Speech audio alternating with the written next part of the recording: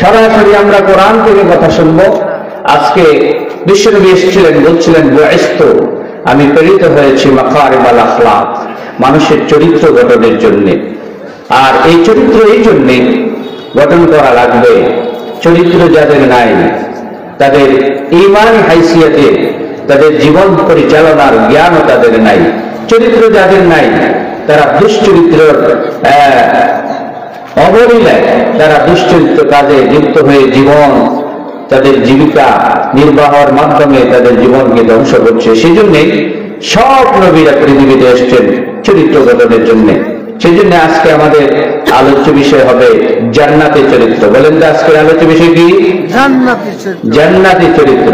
চরিত্র কেমন হবে, সেই চরিত্রগুলোর ধারণটা কিভাবে চরিত্র ধারণ করবে, সেই কি কি উপাদান লাগবে, সেই উপাদানগুলো আজকে আপনাদের সামনে একে একে আলোচনা করা হবে ইনশাআল্লাহ। সবাই বলে ইনশাআল্লাহ। একদিকে বাতিল, একদিকে দুষ্ট চক্র, একদিকে শয়তানি চক্র, একদিকে শয়তানি বায়তারা, কাফের বেঈমানদের রক্তচক্র, অন্যদিকে মুমিনের সরলপনা জীবন। ঠিক কিনা? একদিকে কাফের আবু জাহেল, উতবা, শাইবা, অন্যদিকে বিশ্বনবী মুহাম্মদুর রাসূলুল্লাহ সাল্লাল্লাহু আলাইহি ওয়াসাল্লাম। ঠিক না ঠিক? একদিকে ইহুদি নাসারাদের তাবা, অন্যদিকে মুসলমানদের তাবা।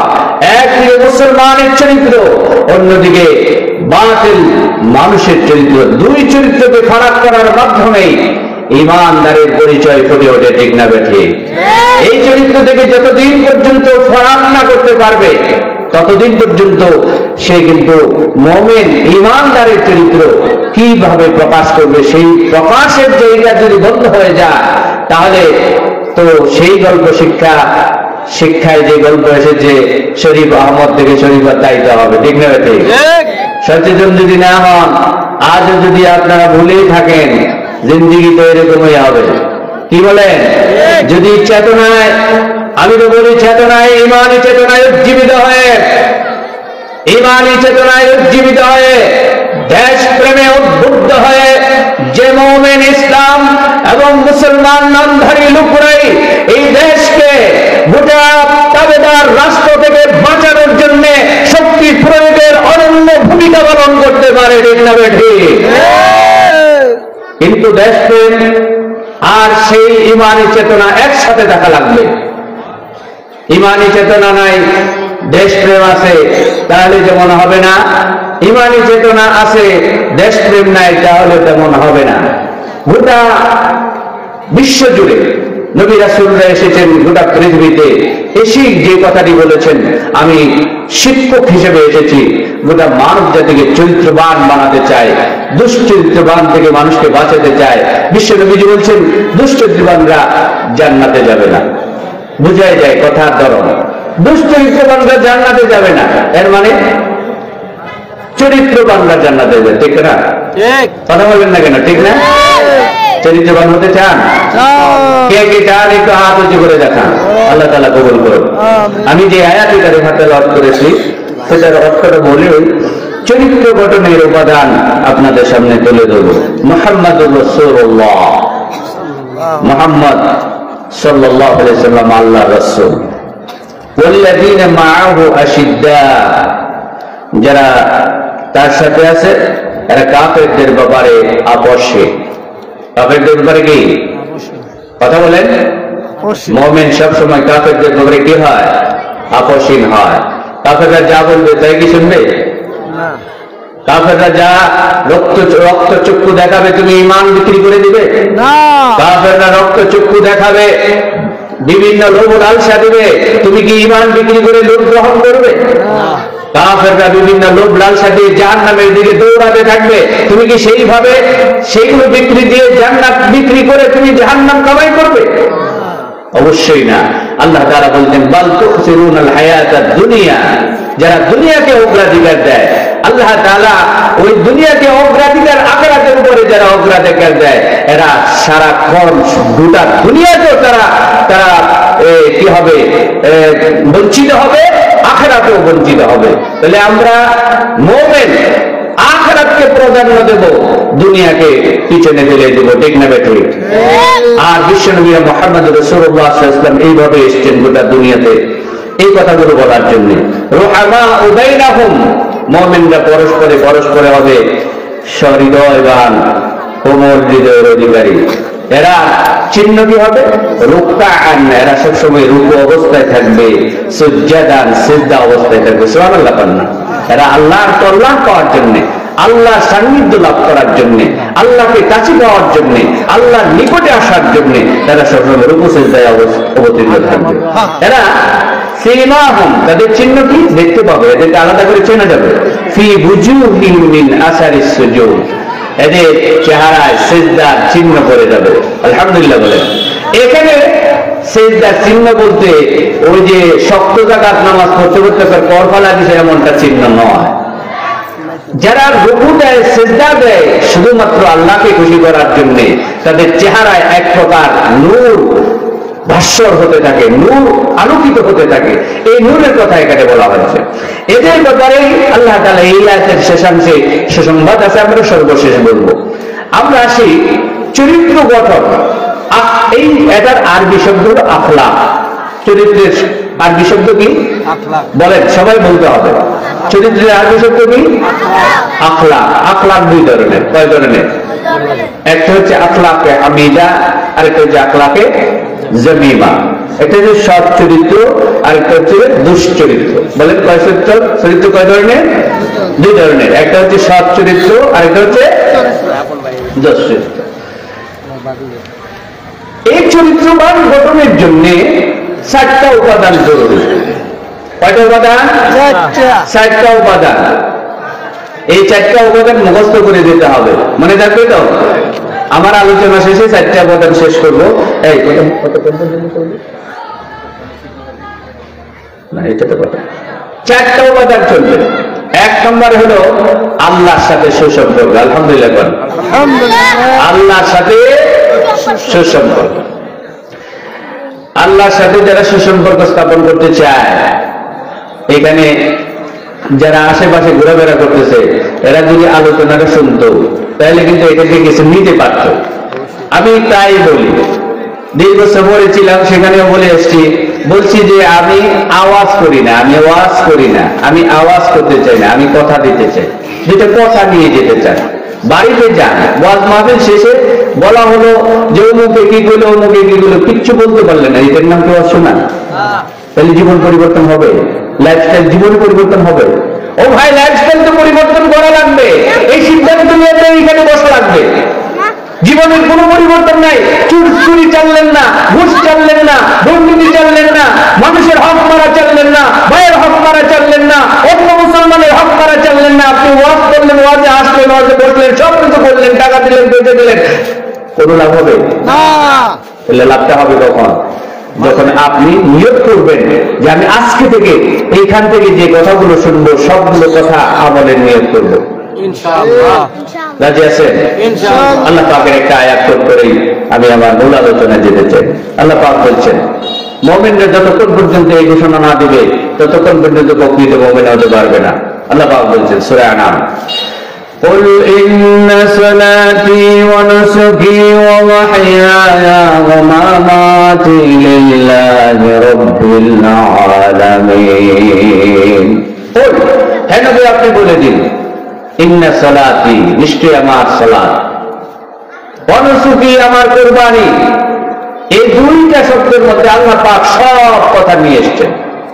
সালাত বলতে এখানে মৌলিক ইবাদতের কথা বোঝানো হয়েছে। আল্লাহ পাকের মৌলিক ইবাদত, সালাত, সাওম, যাকাত, হজ, ফরজ, ফরজিয়াত, যতগুলো ইবাদত আছে সবগুলোর ব্যাপারে বলা হয়েছে।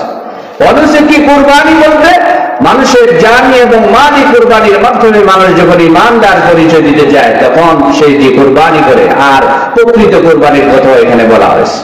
তাহলে বোঝা যায় জীবনের সকল আমল, প্রত্যেকটা কাজ বান্দা যখন ঘোষণা করবে লিল্লাহি রাব্বিল আলামিন, আল্লাহ তোমার জন্যই করতেছি, এই চিন্তা চেতনা নিয়ে যত মানুষ আমল করবে তার আমলের মাধ্যমে নিজের জীবনের লাইফস্টাইল পরিবর্তন হবে, সমাজ জীবনের লাইফস্টাইল পরিবর্তন হবে, সামাজিক জীবনের লাইফস্টাইল পরিবর্তন হবে, রাষ্ট্রীয় লাইফস্টাইল পরিবর্তন হবে।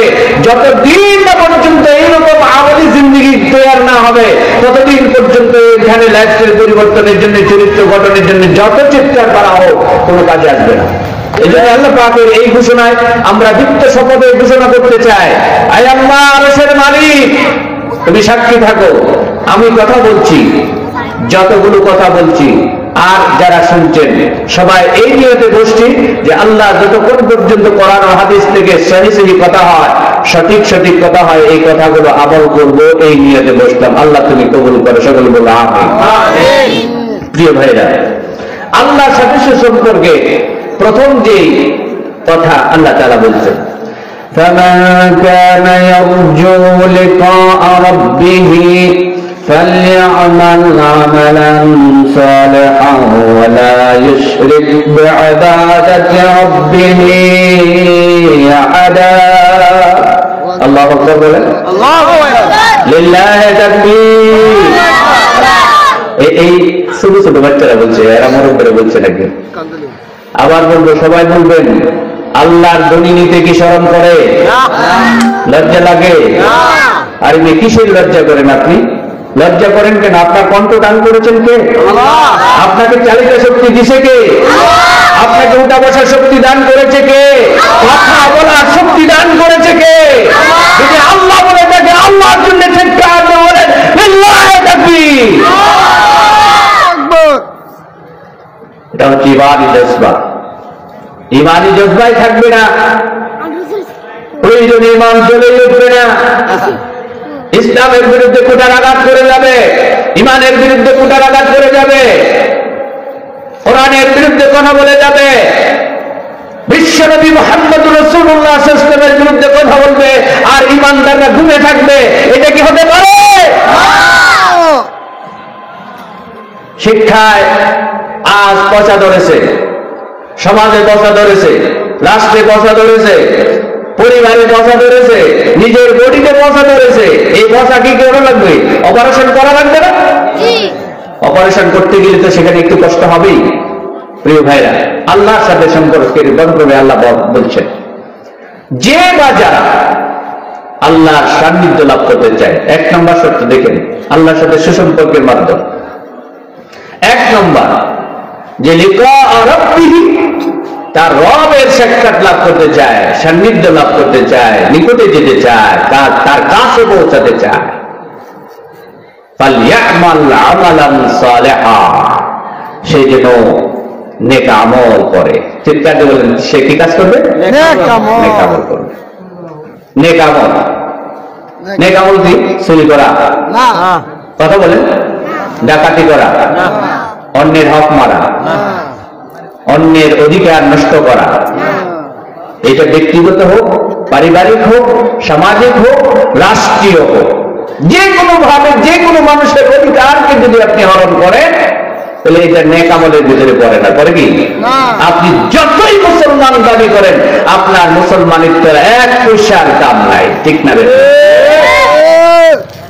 আপনি রাতের আধারে অন্যের অধিকার হরণ করবেন, আর দিনে বড় বড় পাঞ্জাবি আর এই লাগায়া মুসলমান দাবি করবেন। এটা কি হয়? এটা কি হয়? আল্লাহর সাথে সুসম্পর্ক কিভাবে হয় না?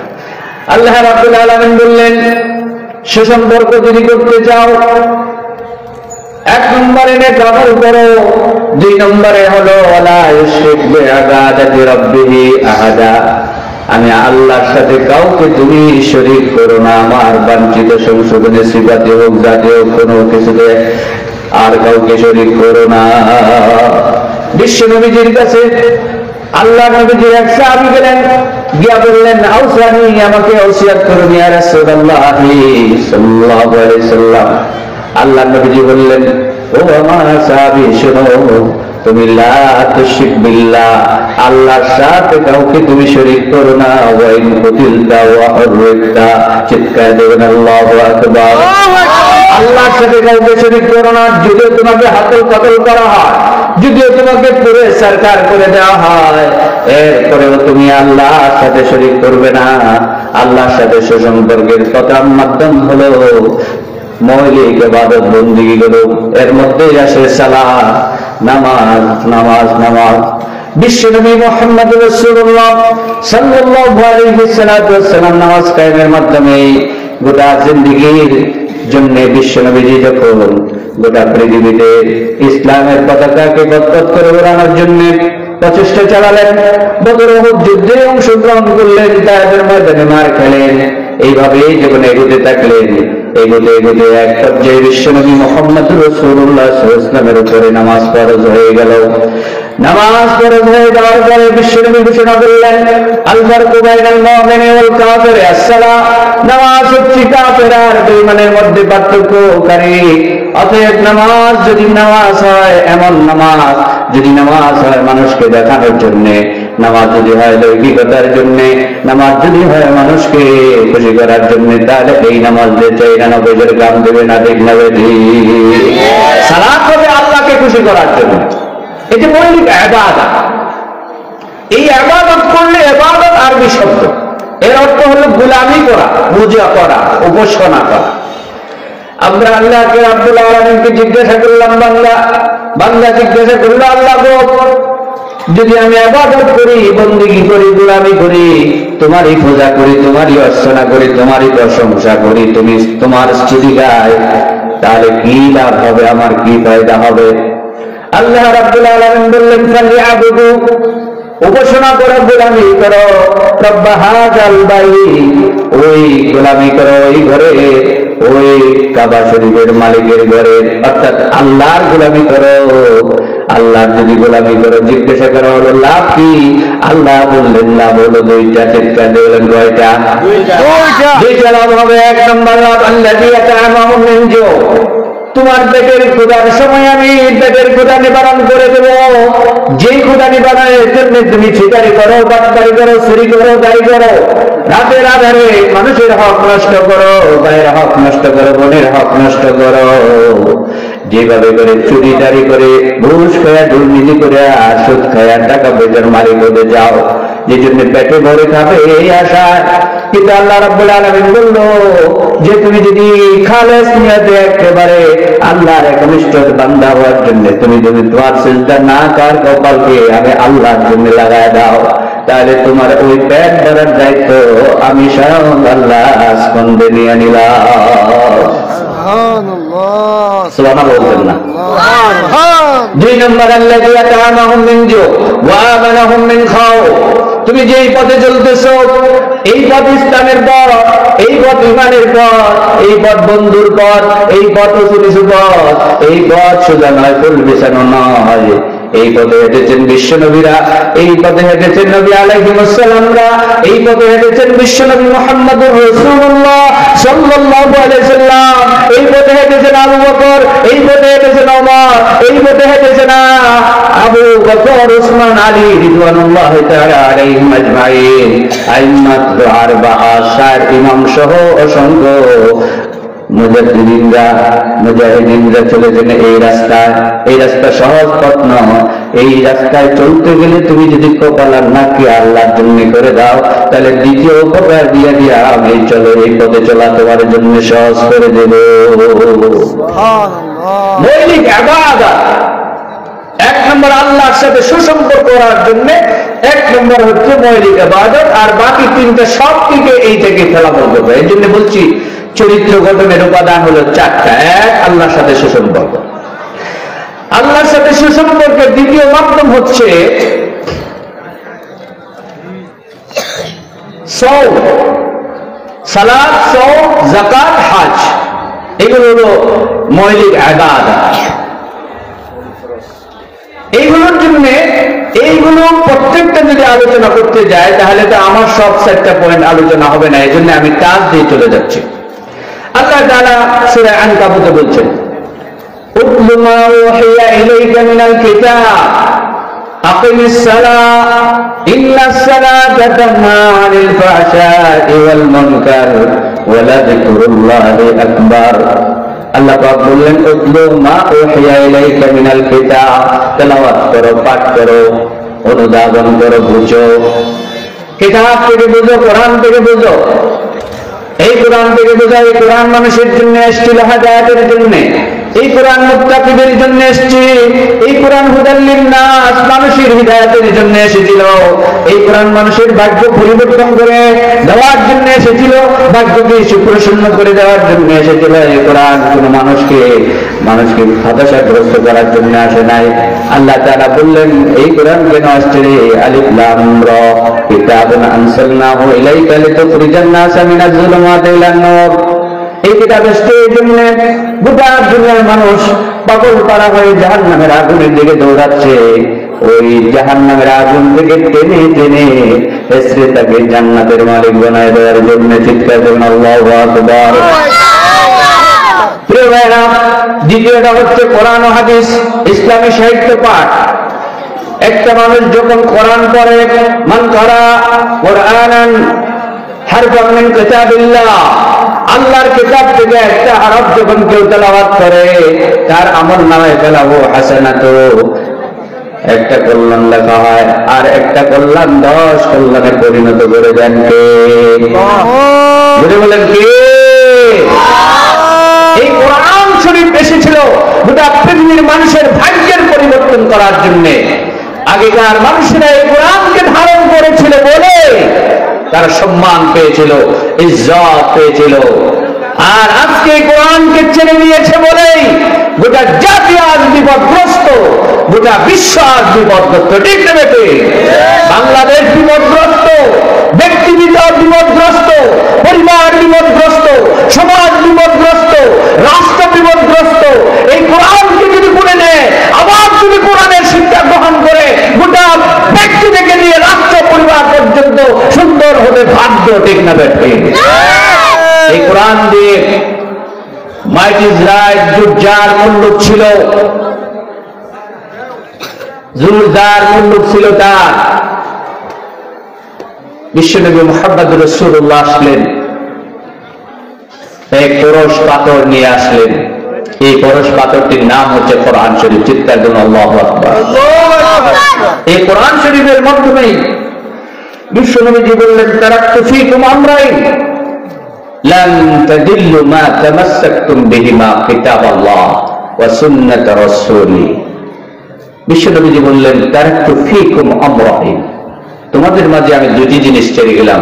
চিৎকার দিয়ে বলেন সুবহানাল্লাহ। ভাই, এগুলো তো নিয়ামত, এগুলো তো জীবনের পাথর, এগুলো আলোক ভর্তিকা। এগুলোকে আপনি যত পিছনে বেলাবেন, আপনি অন্ধকারে যাবেন, অন্ধকারে যাবেন, অন্ধকারে। অন্ধকার হচ্ছে জাহান্নাম। আর এইগুলোকে যত সামনে নিয়ে আসবেন, তত আলোক পত্রিকা আপনার সামনে আসবে। আপনি আলোক পত্রিকায় আলোকে আলোকিত হইয়া জান্নাতের মেহমান হয়ে যাবেন। এগুলোকে যত পিছনে ফেলাচ্ছেন, শিক্ষায় ফেলাচ্ছেন, শিক্ষা ধ্বংস হয়েছে। পরিবার থেকে ফেলে দিচ্ছেন, পরিবার ধ্বংস হয়েছে। রাষ্ট্র থেকে ফেলে দিয়েছেন, রাষ্ট্র ধ্বংস হচ্ছে। যে সমস্ত রাষ্ট্র, যে সমস্ত পরিবার, যে সমস্ত ব্যক্তি, যে সমস্ত সমাজে কোরআনের শাসনকে নিজের শাসন হিসেবে গ্রহণ করে নিয়েছে, এই সমাজগুলো সুন্দর সাবলীল হয়েছে। ঠিক না বেটি? মানুষগুলো বিবৃত শপথে বলিয়ান হচ্ছে, এই কণ্ঠে ঘোষণা করছে যে বাঁচবো তো মুমিনের মতো বাঁচবো। ঠিক না বেঠি? অমিয়া বিড়ালের মতো শত শত বছর বাঁচার চেয়ে ইমানদার সিংহের মতো 1 ঘন্টা বাঁচায় যথেষ্ট। ঠিক না বেঠি? কথা বলেন না কেন? অমিমেন, তোমরা যত দুর্বল হবে, কাফেররা তত শক্তিশালী হবে। ও মুমিন, তোমরা যত হতভম্ব হবে, কাফেররা তত কাছে আসবে। তোমরা যত ভীত হবে, কাফেররা তত তোমাদের উপর আক্রমণ চালাবে।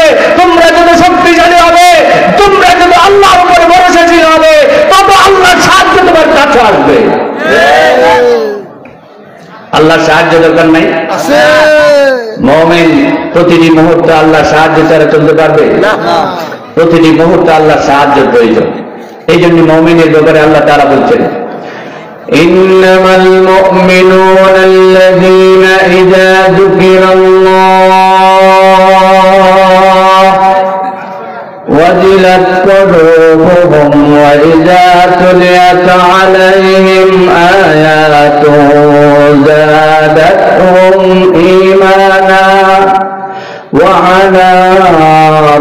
ربهم يتوكلون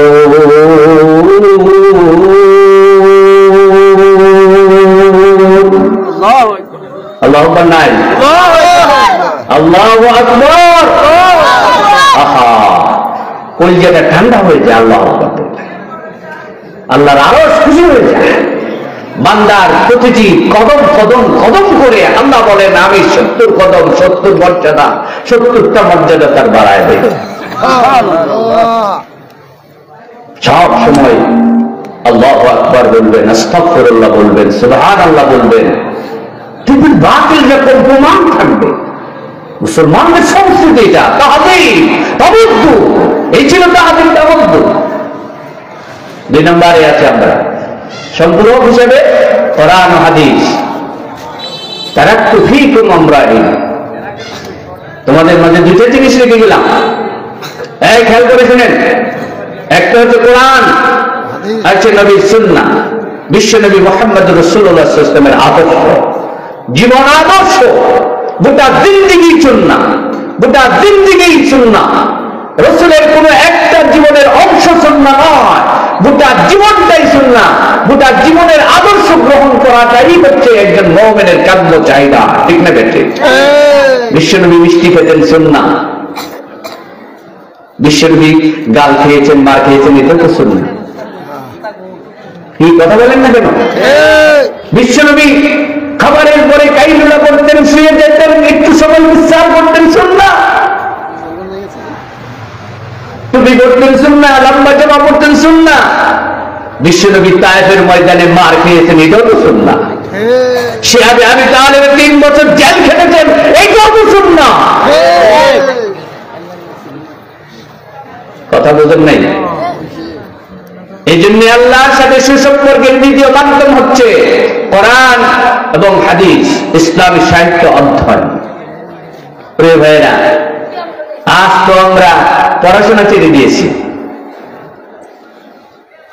বড় বড় বলি শুধু পড়াশোনা ছেড়ে দিয়ে বড় বড় বলি এই জন্য মুমিনদের ব্যাপারে আল্লাহ তাআলা বললেন এর পরিপূরক আয়াত এটা যখনই তাদের সামনে যিকিরুল্লাহ আল্লাহ কথা স্মরণ করে দেওয়া হয় ওয়াজিলাত কুলুবুহুম তাদের অন্তরটা কেঁপে ওঠে এই কেঁপে ওঠার অর্থ কি কেঁপে ওঠার অর্থ হচ্ছে সিদ্ধান্ত চেঞ্জ করো সিদ্ধান্ত চেঞ্জ করে মনে যে আমি যে লাইফস্টাইল চালাচ্ছি সেটা জাহান্নামের লাইফ এটাকে পরিবর্তন করে নিয়ে আসছে তাদের অন্তরটা কেঁপে ওঠে জাহান্নাম আমি তো ভুল করতেছি আমি তো অন্যায় করতে চলছি ভাইরা এই কথাটা যদি কলিজা থেকে আন্দাজ না পান তাহলে তো সারা জিন্দেগি ভরে শুনবেন এর কোনো ফায়দা হবে না কলিজা তুলিয়াত আলাইহিম আয়াতুহু আল্লাহ নিদর্শনাবলী যখন বলা হয়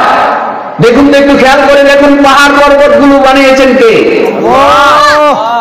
এই সাগর মহাসাগর বানিয়েছেন কে আমার বাপদাদা 14 গোষ্ঠী কেউ ওরা কোদাল হয়ে গেছিল এই সাগর করার জন্য কথা বললেন না কেন বানাইছে কে এগুলো আল্লাহর আয়াত না নিদর্শন না মুমিনরা যখন হাঁটে কাফেররা তখন হাসে মুমিনরা যখন এই রাস্তায় চলতে থাকে নির্জীব অবস্থায় তখন তারা মনে করে এরা সরল সহজ সরল মানুষ কত সহজ সরল এদের ধোঁকা দেওয়া সম্ভব আসলে কি ধোঁকা দিতে পারে কারণ তারা তো তারা না তারা তো শয়তান শয়তানের সামুন্ডা তারা শয়তানের চুরি অমিয়া শয়তান মানুষ রূপী শয়তান এরা মানুষ রূপী শয়তান এসে বলে তোমার ছেলে মসজিদে পড়ে ইসলামী সাহিত্য অধ্যয়ন করে কোরআন হাদিস পড়া মৌলবাদী হইতে চায় তাই না এরকম আছে না অথচ আল্লাহ পাক বলছেন আল্লাহর সাথে সুসম্পর্ক স্থাপনের দ্বিতীয় মাধ্যম হচ্ছে কোরআন হাদিস অধ্যয়ন করা যখনই বলা হয় ওয়াইদা তুলিয়াত আলাইহিম আয়াতুহু যাদাতহুম ঈমানা যখনই তাদের সামনে কোরআন তেলাওয়াত হয় কোরআন তেলাওয়াত অধ্যয়ন করা হয় কোরআন পড়া হয় কোরআন পড়ে তখন তাদের ঈমান বৃদ্ধি পেয়ে যায় তাহলে বোঝা যায় ঈমান বাড়ে কমে ঈমান কমে বাড়ে ভালো আমলের কারণে ঈমান বাড়ে মন্দ আমল করতে করতে ঈমান কমে ও মিয়া আপনি এটা ভোটার লিস্টের ন্যায় নয় যে 18 বছর পূর্ণ করেছেন আর ভোটার লিস্টে নাম উঠছে, জীবনে তার নাম কাটা যাবে না। এটা বিশ্ব এই ভোটার লিস্টের মতো নয়। ঈমান হচ্ছে এমন জিনিসের নাম, ভালো আমল করবেন ঈমান তাজা হবে, মন্দ আমল করবেন আমার আপনার ঈমান দুর্বল হতে থাকবে, একসময় ঈমান হারা হয়ে যাবে। নাউজুবিল্লাহ। জিনা ব্যভিচারে লিপ্ত হয়ে গেলে এটুকু ঈমান নেই, নামাজ ছেড়ে দিলে এটুকু ঈমান নেই। আল্লাহ রাসূল বলছেন মান তারাকা সালাতান মুতাআম্মিদান ফাকাদ তাবা। আরে আপনি কোন মরদে আনবেন আমার সামনে? আল্লাহর রাসূল বলেছেন ইচ্ছা করে সালাত যদি ছেড়ে দেয় এই লোক কাফের হয়ে গেছে। শাস্ত্রে বলে গেছে লোকটা সালাতে যায় না, আযান করছে, জোহরের সালাত আযান করছে যায় নাই, আসরের সালাতে আযান করছে যায় নাই, মাগরিবের সালাতে আযান করছে যায় নাই, লোকটা কি ইচ্ছা করে গেছে না বিপদ করে গেছে না? ইচ্ছা করে গেছে। এই কথা বলেন, বিপদ করে গেছে না ইচ্ছা করে গেছে না? ইচ্ছা করে। আল্লাহ রাসূল বলেছেন মান তারাকা সালাতা মুতাআম্মিদান ফাকাদ কাফা। আনগুলো করে শিখে যাবেন আজকে ইচ্ছে করে শাস্ত্রে বই দেখা, ল্যাপের ভিতর দেখা, টিভি দেখা, মোবাইল কিনবে, এই কিনবে সেই কিনবে, আপনি সালাত ছেড়ে দিলেন আর বড় বড় বলি রাস্তাটায় এখন আমি বান্দা বুঝেছো? এই জন্য আল্লাহ রাসূল বলছে, আল্লাহ পাক বলছে ওই যে তুলিয়াত আলাইহিম আয়াতুহু যাদাতুম ঈমানা, এই জন্য বলছে, এমনি বলে নাই। وعلى ربهم يتوكلون।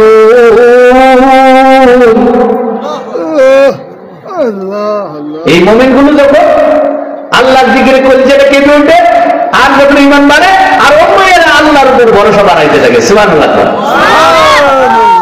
আল্লাহর উপর ভরসা করবেন তো? আল্লাহর উপর ভরসা করবেন। এই কোরআন আমাদের কিতাবের এই হিদায়াতের জন্য এসেছিল। এই কোরআন বললে কি হবে? আল্লাহ পাক সূরা বাকারায় বলছেন, কি বলছেন? যে ফামান তাবিআ হুদায়া, ফামান তাবিআ হুদায়া, যে বা যারা অনুসরণ করবে। দেখেন খেয়াল করে কথা বলে বুঝেন, আপনাদের সারা বছর ওয়াজ শুনেনি, ওয়াজ তো ওয়াজের মতো শোনা লাগবে। ফামান তাবিআ, যে বা যারা এই কোরআন অনুসরণ করে। কোরআন শরীফে বলছে আকিমুস সালাত ওয়া আতুজ যাকাত, নামাজ কায়েম করো, যাকাত দাও। এটা আল্লাহর ওয়াদা। আল্লাহ বলছে নামাজের মাধ্যমে তোমরা সাহায্য চাও। ইয়া আইয়ুহাল্লাযীনা আমানু ইসতাঈনু বিস-সাবরি ওয়াস-সালাহ, ধৈর্য আর সালাতের মাধ্যমে সাহায্য চাও। আল্লাহর ওয়াদা এগুলো সাহায্য চাইতে বলা হলো। আপনি শুধু পড়লেন পড়লেন পড়লেন পড়লেন, জীবনেও আল্লাহ সালাতে দাঁড়ালেন না।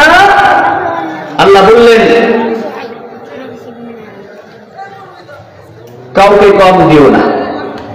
আল্লাহ বললেন ওজনে কম দিও না। আল্লাহ বললেন চুরি করো না। আল্লাহ বললেন ডাকাতি করো না। আল্লাহ বললেন রাহাজানি করো না। আল্লাহ বললেন মানুষের হক মেরো না। বান্দার হককে নিজের পকেটের হক মনে করো না। গভর্নমেন্টের টাকা, রাস্তার টাকা নিজের পকেটের টাকা মনে করে খায়া দিল না। আল্লাহ এগুলো নিষেধ করলেন। এগুলো আল্লাহর আয়াতে আল্লাহ বললেন, আল্লাহ কোরআনে বললেন। তাদের জন্য বললেন। এই সমস্ত কথা শুনিয়া মানিয়া লইবার মানুষে যে সমস্ত লোক এই কোরআনের ইত্তেবা করে, অনুসরণ করে, ফালা খাউফুন আলাইহিম, চিৎকার দিবেন আল্লাহু আকবার। ফালা খাউফুন আলাইহিম, তাদের কোনো ভয় নাই। কেন ভয় নেই বললেন? ফালা খাউফুন আলাইহিম, কেন ভয় নেই বললেন? ভয় নেই এই জন্য বললে যে আল্লাহ তাআলা জব এই মানসিকতা নিয়ে যখন বান্দা এইভাবে করে কোরআনের অনুসরণ করা শুরু করে দেয়, আল্লাহ তাআলা ওই বান্দাটির দায়িত্ব আল্লাহ তাআলা নিজ কাঁধে নিয়ে নেয়। এই বান্দা তখন বান্দা আর আল্লাহর মাঝে লা হিজাব বাইনাল্লাহি ওয়া বাইনা আবদি, বাইনা ওই বান্দা আর আল্লাহর মাঝে কোনো হিজাব থাকে না। তখন আল্লাহ সরাসরি তার সাথে কথা বলতে থাকে, বোঝা যায় না সহজে। প্রিয় ভাইরা, এই কোরআন আমাদের ঘরে আছে না? এই কোরআনটাকে শুধু বিলাপের ভিতরে ভরে রাখার জন্য দেওয়া হয়েছে? হায় রে ভাই, এই কোরআন দিয়ে শাসন করেছিল বিশ্বনবী মুহাম্মদুর রাসূলুল্লাহ সাল্লাল্লাহু আলাইহি ওয়াসাল্লাম। সোনালী মানুষে পরিণত হয়ে গেছে। আবু বকরের মতো মানুষ উপহার দিতে পেরেছিল, ওমরের মতো লোক উপহার দিতে পেরেছিল।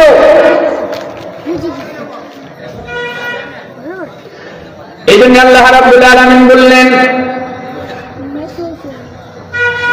এই কোরআন কিতাব, কোরআনের জন্য যদি কোনো মানুষ এগিয়ে আসে, কোরআনের কাছে আসে, এই মানুষটা যদি জিরো মানুষও থাকে, আল্লাহ রাব্বুল আলামিন বললেন এই মানুষটারে হিরো বানায় দেওয়ার দায়িত্ব আমি আল্লাহর কাঁধে নিয়ে নিলাম। যেন জিরো মানুষটারে আল্লাহ হিরো বানায় দেয়। যেমন হযরত ওমর ফারুক রাদিয়াল্লাহু তাআলা, হযরত ওমর ফারুক রাদিয়াল্লাহু তাআলা এই জিরো মানুষটা আগুনের কুণ্ডুলে পুড়তে পুড়তে সারখার হয়ে যেত, জাহান্নামের আগুনে দগ্ধ করত, কিন্তু যেই খালি কোরআনের কাছে আসার মানসিকতা তৈরি করেছে, আর সাথে সাথে আল্লাহ রাব্বুল আলামিন তাকে ঈমানদার হিসেবে কবুল কইরা জান্নাতের মালিক বানায়। সুবহানাল্লাহ, সুবহানাল্লাহ। 3 নম্বর চরিত্র গঠনের তৃতীয় উপাদান হচ্ছে নফল ইবাদত। এই নফল ইবাদত 2 ধরনের। কয় ধরনের? একটা হচ্ছে নফল সালাত, আর একটা হচ্ছে নফল রোজা। প্রিয় ভাইরা, নফল রোজা করলে পরে মানুষের মধ্যে আত্মিক উন্নতি সাধিত হয়। এই জন্য বিশ্বনবীজি বলছেন কমপক্ষে মাসে 3 দিন রোজা রাখবা। রোজা রাখলে পরে আজকে ডায়াবেটিস রোগীদের জন্য এটা একটা পরিধানযোগ্য আমল, যে তার এই 3 দিন যদি মাসে রোজা রাখে, বিশ্বনবীজি বলছে কেউ যদি এই 3 দিন রোজা রাখে তাহলে তার 1 বছর আগে এবং পরে সব গুনাহ মাফ করে দেয়। এই 3 নম্বর মাধ্যমে, 1 আল্লাহর সাথে সুসম্পর্ক স্থাপনের জন্য মৌলিক ইবাদত, 2 নম্বর কোরআন ও হাদিস বিষয়ক অধ্যয়ন, 3 নফল ইবাদত। নফল ইবাদত 2 ধরনের, একটা হচ্ছে ইবাদাতুস সালাহ, আর একটা হচ্ছে ইবাদাতুস সাওম, এই সাওমের ইবাদত করা। 4 হচ্ছে জিকির। এই জিকিরের একটি কথা বলেই শেষ করে দেব। আল্লাহ তাআলা বলছেন ফাজকুরুনি আযকুরকুম ওয়াশকুরুলি ওয়ালা তাকফুরুন। প্রিয় ভাইরা, আল্লাহ পাক বলছেন ফাজকুরুনি, আমাকে জিকির করো, আমাকে স্মরণ করো, আমি তোমারে স্মরণ করব। এর অর্থ কি? এর অর্থ হচ্ছে হযরত ইউনূস আলাইহিস সালাতু ওয়াস সালাম অতল গহ্বরে পানির গভীরে পড়ে গেছে, অন্ধকার রাজ্যে। সেখান থেকে বলছে আল্লাহ তুমি আমার সাহায্য করে, আমাকে জিকির করছে, আল্লাহকে জিকির করছে। আল্লাহ যে জিকির করলেন ইউনূসকে, তাকে বাঁচিয়ে দিলেন। মাঠে সেখান থেকে মাছের পেটে খাওয়ানোর মতো সাধ্য মাছকে দিলেন না, তাকে জীবিত অবস্থায় যে সাহায্য করলে, এই সাহায্যের নাম হলো ফাজকুরুনি আযকুরকুম ওয়াশকুরুলি ওয়ালা তাকফুরুন। 2 নম্বর, বিশ্বনবী মুহাম্মদ রাসূলুল্লাহ সাল্লাল্লাহু আলাইহি ওয়াসাল্লাম শিয়াবে আবি তালিবের 3 বছর, হযরত খাদিজা সহ, শাহাদাত মিলি সহ 3 বছর জেলখানায় প্রকৃষ্ট অন্ধকার ঘরের মধ্যে ছিলেন। বিশ্বনবী বললেন, প্রভু হে, আমি কি সত্য নবী নই? আমি কি তোমার দ্বীন প্রতিষ্ঠার কাজের জন্য আসি নাই? যদি এসে থাকি সাহায্য তোমার পক্ষ থেকে করবা। আল্লাহ পাক বললেন, মুহাম্মদ রে, তোরে আমি সুন্দর করে দেখতেছি, সবকিছু দেখতেছি, তোকে 3 বছর নয়, 3 বছর শিয়াবে আবি তালিব থাকবে ঠিক, কিন্তু তোকে আমি এখান থেকে বের করে গোটা পৃথিবীর রাজত্ব তোমার হাতে দেব। সুবহানাল্লাহ। এই যে নাম হচ্ছে ফাজকুরুনি আযকুরকুম ওয়াশকুরুলি ওয়ালা তাকফুরুন। সম্মানিত ভাইরা, চরিত্র গঠন যদি না হয়, চরিত্র যদি গঠন হয়, আল্লাহ তাআলা ওয়াদা করেছেন, ওয়া'আদাল্লাহুল্লাযীনা আমানু, ঈমানদারদেরকে ওয়াদা করেছেন যে তোমরা উত্তম চরিত্রবান, নিজেকে চরিত্রবান করে গড়ে তোলো, তাহলে কি হবে? তাহলে মাগফিরাত, তোমার জীবনে ক্ষমা করে দেব, আমি তোমার সব গুনাহ মাফ করে দেব। সুবহানাল্লাহ বলেন। 2 নম্বর, আজরান আযীমা, বড় পুরস্কার, জান্নাত তোমার জন্য অপেক্ষা করছে। আল্লাহ তাআলা আমাদেরকে এই চরিত্র গঠনের মৌলিক যে উপাদান 4টি, 1 আল্লাহর সাথে সুসম্পর্ক মৌলিক ইবাদত, 2 কোরআন হাদিস ইসলামী সাহিত্য অধ্যয়ন, 3 নফল ইবাদত, 4 আল্লাহর জিকির। সব সময় আস্তাগফিরুল্লাহ, হাসবিয়াল্লাহ, নি'মাল মাওলা, নি'মাল নাসির, নি'মাল মাওলা, নি'মাল নাসির, এরকম করতে থাকবেন, আল্লাহু আকবার বলবেন, সুবহানাল্লাহ বলবেন, আলহামদুলিল্লাহ বলবেন, এগুলো বলতে থাকবেন। এগুলো হচ্ছে মুসলমানের তাহাজ্জুদ তামাদ্দুন। আল্লাহ তাআলা আমাদেরকে এই চারটি কথার উপর আমল করার তৌফিক দান করুন। সকলে বলুন আমিন। হাযা মা ইনদি আল-মুসতাওয়া ইনদাল্লাহ। আসসালামু আলাইকুম ওয়া রাহমাতুল্লাহ। আলাউদ্দিন আইএমসি মিডিয়ার সাথে থাকুন, ওয়াজ, গজল ও কোরআন তেলাওয়াত শুনুন।